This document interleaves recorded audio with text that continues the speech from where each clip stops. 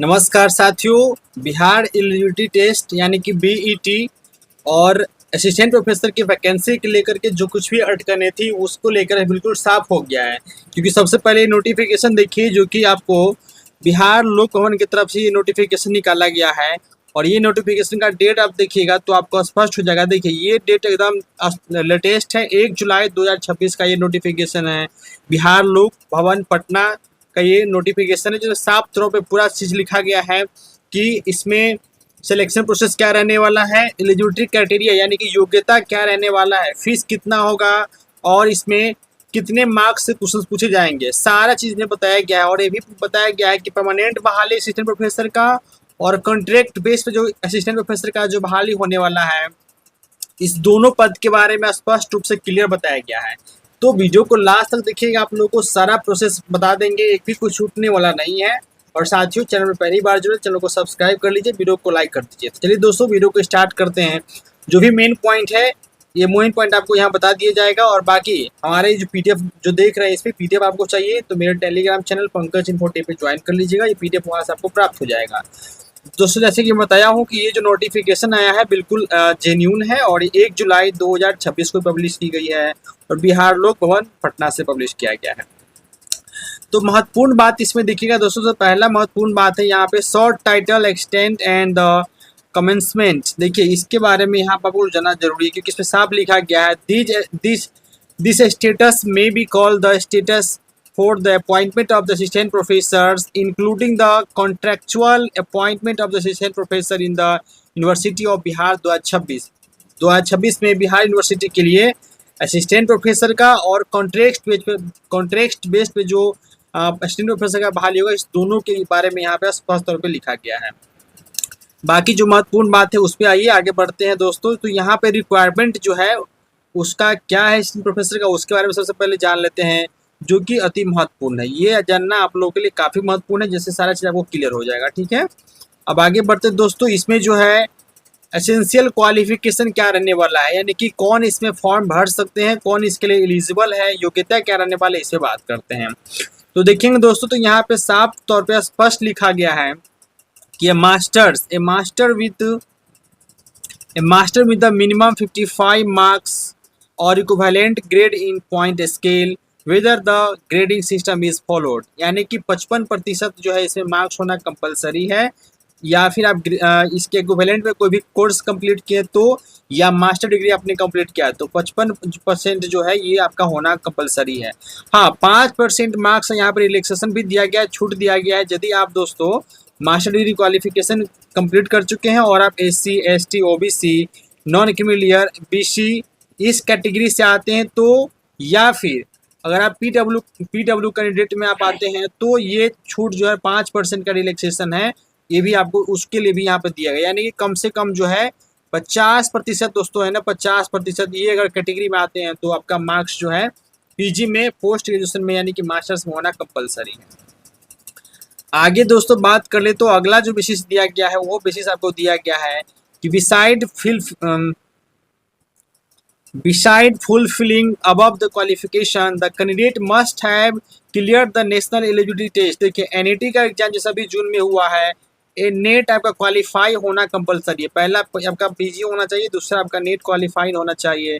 Conducted by the UGC net और CSIR, अगर आप साइंस से फिजिक्स केमिस्ट्री मैथ्स या जो भी करते हैं तो इसमें आपका CSR कंप्लीट होना चाहिए। Similar test accredited by the UGC NET at the national level और the state level eligibility test, या फिर आपका स्टेट होना चाहिए या SET conducted by the Bihar government और the any agency of its behalf of the purpose, यानी कि आपका नेट या फिर बिहार गवर्नमेंट के द्वारा जो दूसरे जो एग्जाम्स होती है जैसे SLET या फिर SET, ये आपका क्वालिफाई होना कंपलसरी है।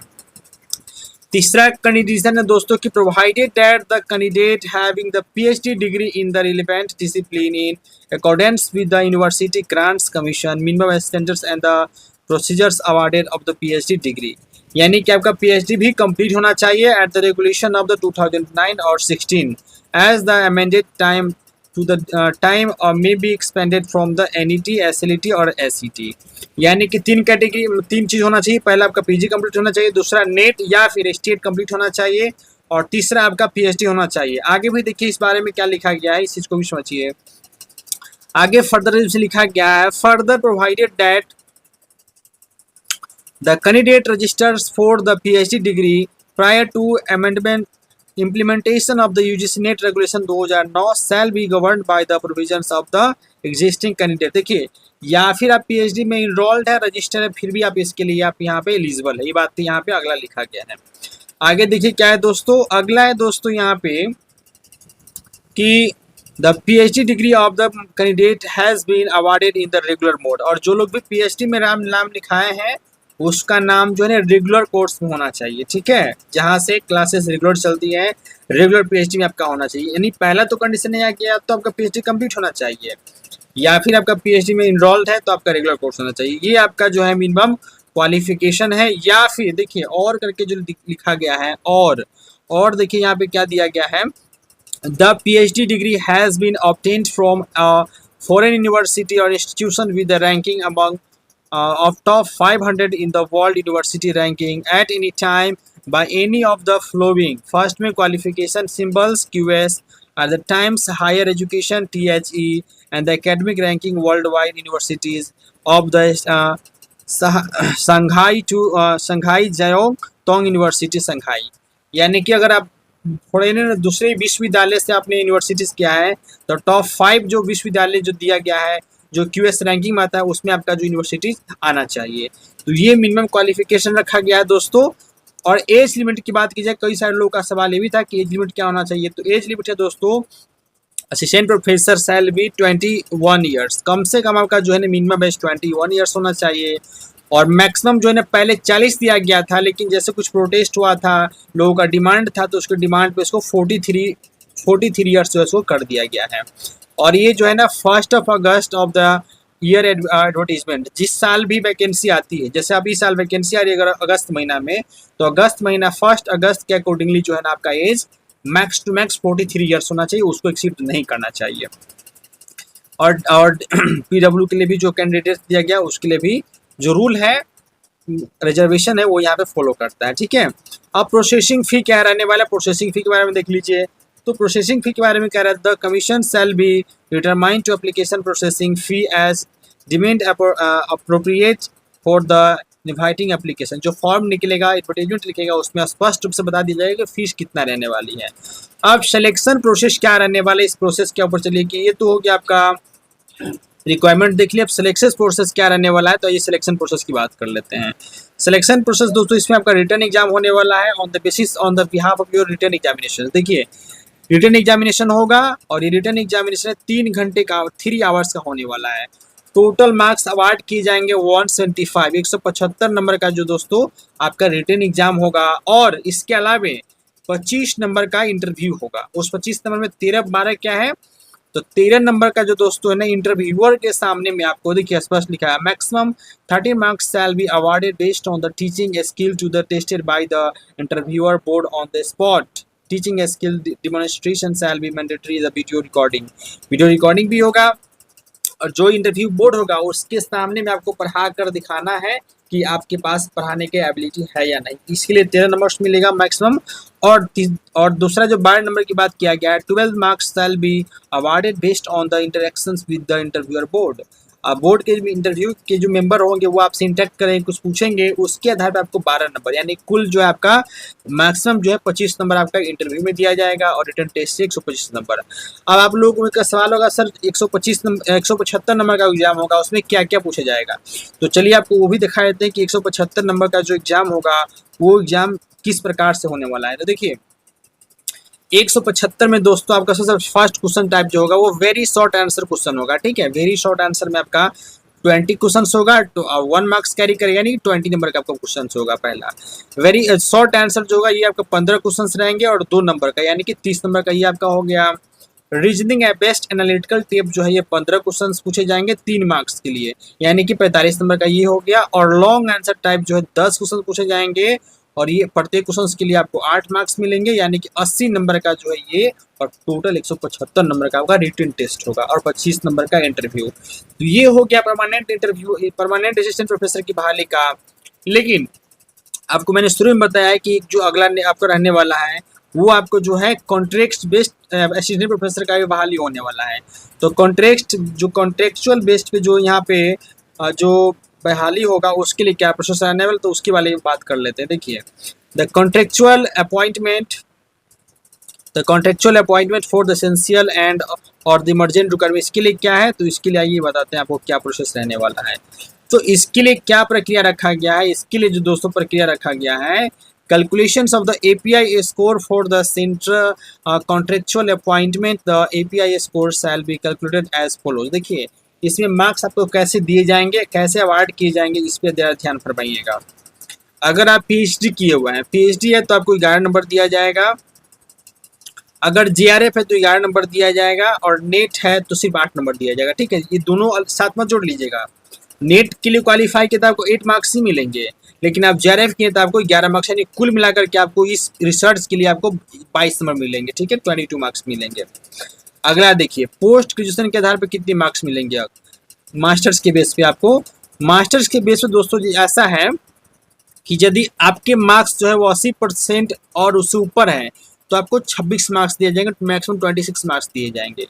या फिर आपका मार्क्स 70 से लेकर के 79 यानी कि 80 के बीच में है तो आपको 23 नंबर दिए जाएंगे। 60 से लेकर 70 के बीच में है तो 20 मार्क्स दिए जाएंगे। 55 से 60 के बीच में है तो आपको 17 नंबर दिए जाएंगे, और 50 और 60 के बीच में है तो आपको 17 नंबर दिए जाएंगे। ठीक है, मैक्सिमम 26 नंबर यहाँ पे ये 80% और एबव वाले के लिए यहाँ पर दिया गया। तो ठीक है, ये आपका हो गया पोस्ट ग्रेजुएशन के आधार पे। यहाँ पे क्या लिखा गया, applicable only for the candidate belonging to the SC and the ST. ये जो नीचे वाला है ना 50 एंड 60 के बीच में, ये जो सिर्फ किसके लिए है, एससी और एसटी कैटेगरी छात्रों के लिए। बाकी जो इसके ऊपर जो भी कैटेगरी होगी उसको ये मतलब मिनिमम 60% यहाँ अनिवार्य हो जाएगा। चलिए अब बात करते दोस्तों ग्रेजुएशन के बेसिस पे कितने मार्क्स मिलेंगे। ग्रेजुएशन पे दोस्तों आपको जो मार्क्स की क्राइटेरिया रखा गया है 80% और उससे ऊपर है तो आपको 17 नंबर, 17 और 80 के बीच में आपका मार्क्स है तो 15 नंबर मिलेंगे। अगर 60 से 70 के बीच में है तो 13 नंबर, और 55 से 60 के बीच में है तो 11 नंबर मिलेंगे, और 45 और 55 के बीच में है तो 9 नंबर मिलेंगे, और लेस देन 45% है तो आपको 0 मतलब कुछ मार्क्स नहीं मिलेंगे। इंटरमीडिएट यानी कि 10+2 की बात कीजिएगा तो इसमें आपको जो है ना 13 नंबर दिए जाएंगे। The score on the account of the marks obtained by the candidate in the intermediate examination shell be calculated based on the formula. जो 13/100 होता है उसके बेसिस पे जो आपको मार्क्स प्रोवाइड किया गया है उसके अनुसार यहाँ पर कैलकुलेट करके आपका जो 10th का मार्क्स 12th का मार्क्स है उसके वो दिया जाएगा, और 10th के लिए भी वही फार्मूला रखा गया है। 10/100 का जो रूल होता है उस नियम के आधार पे जो है ना आपका मार्क्स यहाँ पे कैलकुलेट किया जाएगा। ठीक है, ये तो आपका एकेडमिक हो गया दोस्तों कि ग्रेजुएशन 10th से लेकर के मास्टर्स तक का जो एकेडमिक वो आपका हो गया।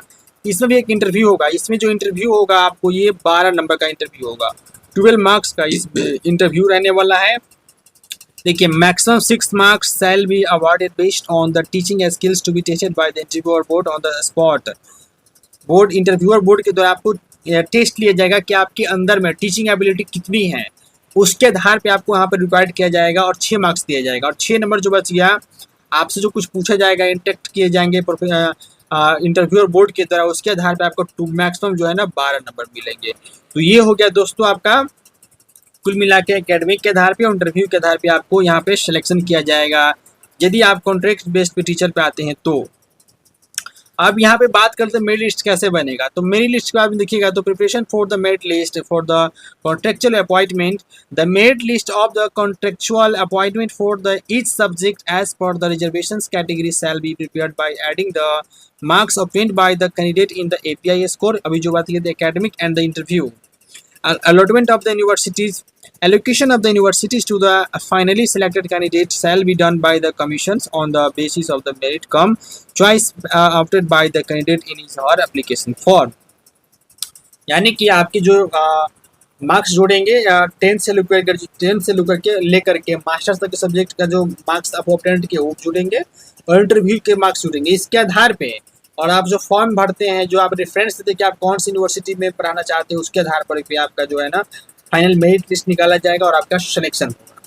मैं उम्मीद करता हूँ दोस्तों कि इससे संबंधित सारा जो इन्फॉर्मेशन है वो आप लोगों के पास पहुँच गया होगा। इसके अलावा भी कोई डाउट है तो आप मुझे कमेंट बॉक्स में ये बता ही दिए, कमेंट बॉक्स में पूछ सकते हैं।